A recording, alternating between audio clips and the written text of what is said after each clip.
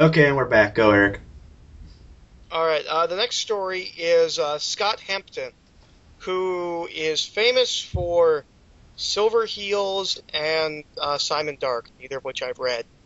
He's going to be the next guy who works with Mike Mignola on Hellboy. I've never seen this guy's art except for this picture right here. Here's the thing. Mm-hmm. I don't like when other people work on Hellboy. Yeah, I'm wondering when he's getting back on. I don't read Hellboy. Like, I'm going to start. Well, here's the thing. Mike Mignola was the only artist in that book for so long that just kind of became the look for Hellboy for me. And so it was really hard when he got off the book. Darkness Calls, which is my favorite Hellboy story, it's a newer Hellboy story. I think it's a year or two old. It had a different artist. And it was the first big Hellboy story to have a different artist. All the other ones were like one-shots or, a 2-issue mini or something like that. Yeah. And his style looked like Mignola's, so I could buy it. This guy's style doesn't look anything like Mignola. Now, I understand the reason Mignola's not drawing is because he's editor-in-chief of Dark Horse. He probably has a lot to do. Wait, he's editor-in-chief of Dark Horse? Yeah. I did not know that. Yeah. Because originally I was like, he's just getting lazy. I'm like, oh, he has a company to run. I didn't realize he was the editor-in-chief. Yeah. I knew he plays like a big role on Hellboy and BPRD, of course, but I didn't realize that was damn. Yeah. The things you learn. This proves that I'm not that professional. I learned stuff during the show. And so yeah, I don't know. I keep up with Hellboy in trade. I actually think Hellboy reads better in trade because someday I'm going to start getting the trade someday. Well, the thing about the trade is that every Hellboy story has an intro by Mike Mignola that talks about the inspirations for the story, and those are really fun to read. And most of the time you'll get, with the longer stories, he'll be like, here's an extra 3-page sequence that's like an epilogue that wasn't in the comic. So I just think Hellboy reads better in trade. Because of the special features and stuff. Yes, so... And we are moving on. I think we are moving on. Okay, now, may I add, there's just a rumor, and DC and Warner Brothers just denied this, but apparently... Well, it's half a rumor. Half a rumor, yes. Apparently, there's a possibility, and remember, it's a rumor, that Batman Year One may become one of the next DC animated films. But the other half of the rumor... Well, the other half that has been announced...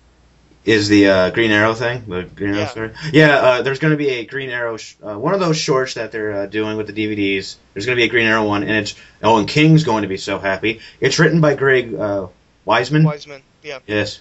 So King's happy, everyone. I'm gonna assume we're gonna find out what the next DC short is with. Red Hood.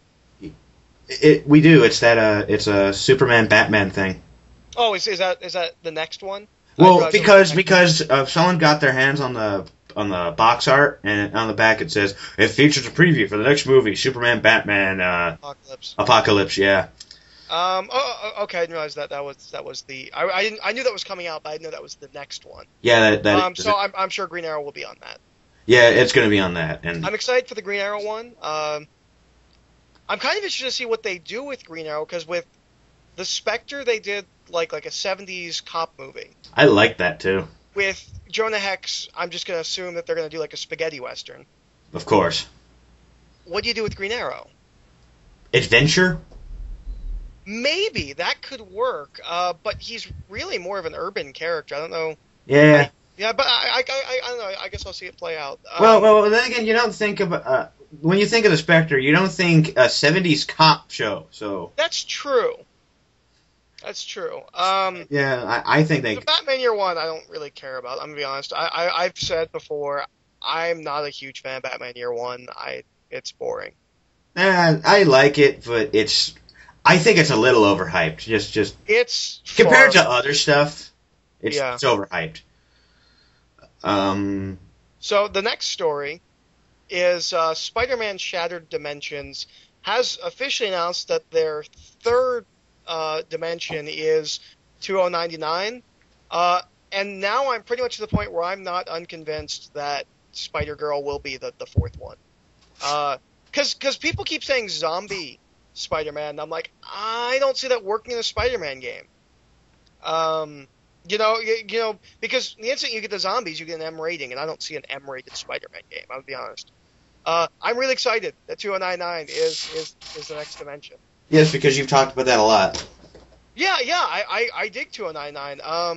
And the other thing that people have brought up, that's kind of been brought up is that he's not Peter. So that means we could actually get Spider-Girl or some other kind of Spider-Man because he is in fact not Peter Parker. He is not an alternate version of Peter Parker. He's actually in an alternate future and is inspired by Peter Parker. Yeah. So I'm excited. And if you like Spider-Man-like characters that aren't actually Peter Parker, you may want to check out Manos' new book, The Red Knight. This is the first book in an ongoing series he's doing. It's entitled A Knight Without His Sword. And apparently, I've not read it yet, but from what I understand, it's about a Spider-Man-like superhero or character who gets powers and decides he wants to be a superhero. And it's, that kind of story. So if you're into that, if you like, old school Spider-Man or Spider-Man-like characters, you should check that out. Did we just do a commercial? Did just do a commercial. We just did a commercial, bitches. We're moving up in the world. Yeah, we're doing commercials now. Well, we're officially selling out. Yes, we are officially sold out. Tune in next week where we're going to sell you delicious pizza. And also the info will be in the side. Yeah. To get Manos' book. Yes. We're not getting paid, of course. Damn No. it. No. We're not. Yeah. Move on to the next story. We're not even getting comped editions of the book for that. So. No, man. No. This is clearly just solely out of the goodness of our heart. Because we're such great people. The guys who get attacked by bears and sharks when they can't make it to the show. This is true. Actually, that's not our fault, are they? Manos, you may have in fact heard on previous episodes of this series of news. Yes. So buy it, or we're going to do even dumber commercials. Gonna be honest, didn't read the next story. I just kind of skimmed it. You're not the only one, Eric, and in all honesty, it's probably not that important because I don't know anyone who reads it. But there's going to be a new creative team on Black Widow because we all know the first creative team had such a long, confident run. Wasn't it like 4 issues? 5 issues. All right. Thanks for saying that. Yeah, it's going to be... Wow. I was excited for about 5 seconds.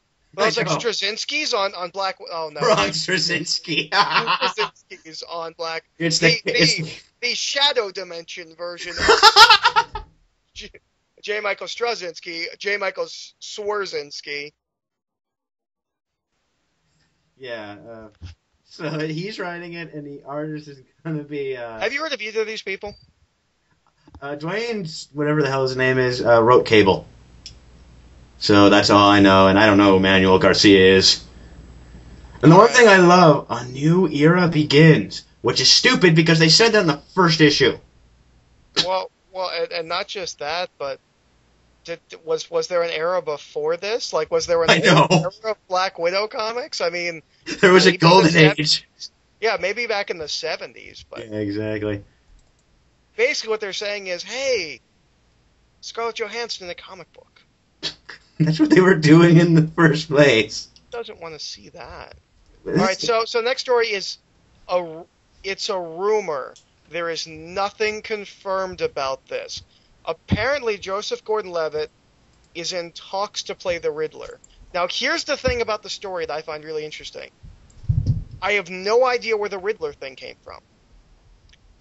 Like, it seems like they're interjecting that. Like, if you look at what's actually said here from the rumor, there's nothing to actually suggest that it's the Riddler, just that he's in talks to be in Batman 3. So I wouldn't be surprised if he showed up as a villain. I'm still not completely convinced that it would be, Joseph Gordon-Levitt. However, I think he would be a great cast for anybody as a Batman villain. I'm a big fan of Joseph Gordon-Levitt. Yeah, I have not. What's the only thing I've seen him? Let's see. I saw him in G.I. Joe, and that. What's the show he used to be in? Third Rock from the Sun. Yeah, that's all I've seen of him. That's an awesome show. It is. And he's awesome in it. He's also Eric's gay friend in that '70s show. Wow, we're giving everyone an in-depth biography of what he's done. Well, he was also in Brick. That Eric just reviewed. The Lookout, 500 Days of Summer, and there's something else that he was in that I really, really enjoyed him in. I can't remember this off the top of my head. But he's a fantastic actor, and he deserves to be a bigger actor than he is. He was actually my pick to replace Heath Ledger. Oh, yeah, that's right. Yeah, I think I heard you say that. He has a similar body type, and maybe that's what he's in talks for. How cool No, they're not, because Nolan said no Joker. Shut your dirty whore mouth. I think he might be the Joker.